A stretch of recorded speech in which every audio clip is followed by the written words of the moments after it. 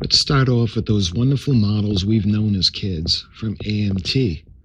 Do you remember the side of the box that said Special Star Trek Jacket Offer? Full details inside.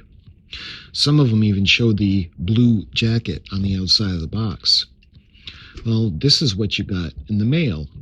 It looks like the canvas kind of material, and you can see it's got the gathered sleeves, it's got the two stripes, and it's got the science insignia on the Delta logo. You can see it's got a zip front, and the bottom is tie, so you can tie the bottom of it. And it's blue. The whole jacket is blue. And the Great Lakes jacket, machine wash separately, warm, gentle cycle, tumble dry, made of nylon. So that was a little fun tidbit. We don't see that very often. And we can see, let's see, this is shot 88A2. Maybe that's take 2. This is Nomad, and he looks like he's in engineering. And then we got Mr. Spock with one of the 1/350 scale USS Enterprise models for promotional. That model actually disappeared shortly after production. Next we have Michael Forrest, I believe was his name, and he played Apollo. And this is before the take. I don't know if that's take 4, 105B4. And then we see these gentlemen loading up the unit that thought Captain Kirk was the creator. This is, of course, Nomad. And this is a pretty cool photo behind the scenes. This is Michael Forrest, Apollo, and he's getting ready to be, I don't know if this is when they filmed him when he was really tall or while he was growing in the process, but you can see the blue screen behind him. And this is nice, 1109E1. You can see the model of the Romulan warbird. Again, the Romulan warbird, and this is 1103, looks like 6, take 1. Another cool model. And then we got another model of the shuttle bay. The Shuttlecraft.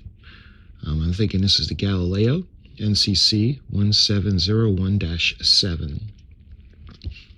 And we got a nice model of the USS Enterprise, the actual filming model. In the early days, you can see that the Bassard collectors were not lit on this and that the bridge dome is higher. And this looks like it's from Patterns of Force, when Mr. Spock and Captain Kirk are in the jail cell downstairs, and they use the transponders to use with the light to break the cell door. This looks like 21D take 3.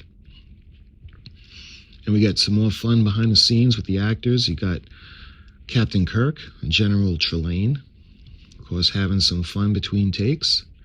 And again, we got DeForest Kelley and William Shatner laughing on set in what I'm sure is on a blooper reel somewhere. And again, we have Leonard Nimoy and DeForest Kelley during probably an outtake. And the Klingon D7 original model was later named for the studio during the original production work, likely from the 3rd season, as the D7 never appeared before that, despite the Klingons being adversaries through all 3 seasons. A blue screen, camera rails, and 3 support strings can be seen in addition to the original Klingon markings. The concept of the D7 was refined during DS9 and the TOS digital remasters.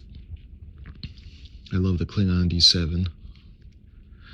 And speaking of filming models, this is the original filming model. It's at the Smithsonian.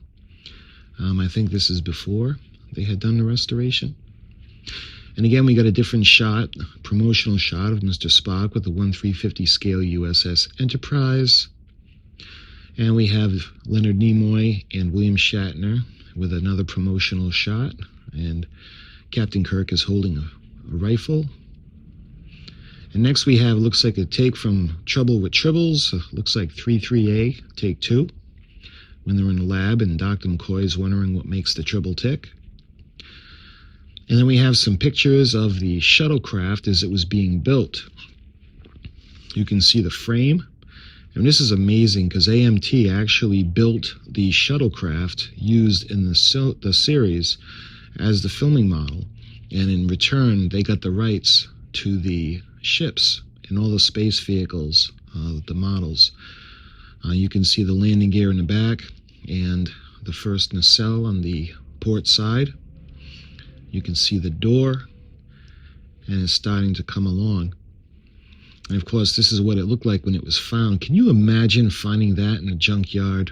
Oh, I would have gone crazy. And this is just before the restoration. And they got it there on the trailer.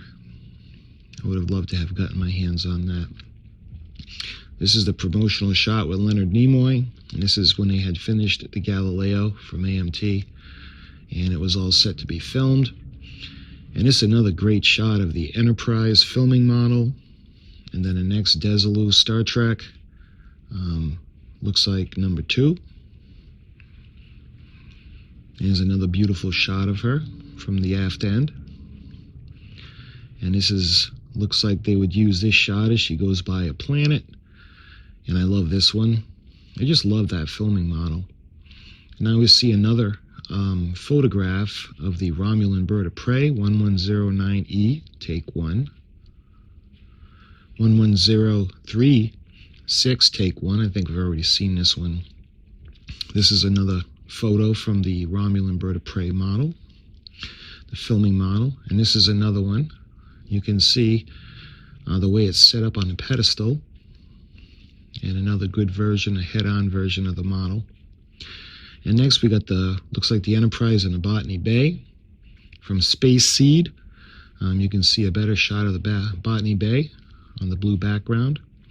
And we got another shot of the Botany Bay in the Enterprise. This would be 13A, take 1. And then we got the Botany Bay on her own. And we got another D7 Klingon model. I'd love to have that model. You can see the model again in color. And we got a shot of the Shuttlecraft leaving. You can see the strings. And then you can see it on a post, the smaller Shuttlecraft that they had. And this one's interesting. This is actually a Tholian web. This is the Tholian ship. And then we have Leonard Nimoy with the promotional shot for the AMT, the Galileo, the full-size filming model. And from the Galileo 7, you can see the big creatures that were attacking Mr. Spock and his first command and the crew of the Galileo. This is interesting because these were old papers that I had found. It's got some information. The vessel, the USS Enterprise, is a spaceship, official design, designation, Starship class, somewhat larger than a present-day naval cruiser. It is the largest and most modern type vessel in Starfleet service. It is a crew of 430 persons, approximately 1/3 of them female. The saucer section of the vessel at the top, in which the command bridge, 11 decks. It's thick at the center, and the engineering section, to which the 2 engine nacelles are attached, is equally large and complex. Contains the rear hangar deck, large enough to hangar for a whole fleet of today's jetliners. Turbo elevators, which can run both vertically and horizontally, and to connect every deck and compartment of this huge vessel. The Enterprise's engines, 2 outboard nacelles, use matter and antimatter for propulsion, and an inhalation of dual matter, creating the fantastic power required to warp space and exceed the speed of light. The Enterprise has a secondary propulsion system. There are impulse power engines, same principle as rocket power, located at the rear of the saucer section. Vessel speed when using the impulse engine is less than the speed of light. In case of total failure in all engine power sources, the vessel's gravitational life support systems can be switched to battery power, with a full load capacity for about 1 week. Flyer light speeds of space warp are measured in warp factors. Warp factor 1 is the speed of light, 186,000 miles per second, or somewhat over 6 million miles an hour. Warp factor 2 is actually 8 times the speed of light. Warp factor 3 is 24 times the speed of light. Warp factor 4 is 64 times the speed of light, and so on. Maximum safe speed is warp 6. You can see the next page of that has the Enterprise with the measurements and the scales in feet. It's a really interesting picture. You can see the next one has a Shuttlecraft interior plan, or Star Trek, and again scaled in feet. And the next is Star Trek. It looks like the shuttle bay. Starship USS Enterprise, a section at the hangar deck with Shuttlecraft. And this one is the Star Trek Starship Enterprise. You can see again scaled in feet. You can see the decks from the side view. And we have a Star Trek, the Shuttlecraft, left side. And there's a man there to give scale reference. And we have the hangar deck with the Shuttlecraft view, NCC 1701, and again it's in feet. And this is a promotional shot of the Enterprise. Interestingly, instead of space, we have the sky background with the clouds. And this is always fun. Spaced out Star Trek kits and books. USS Enterprise Starship kit, only $2.50. That would be nice. And we've got the Klingon battle cruiser below that for $2.50. And then we've got the Mr. Spock model, and that's $2.25.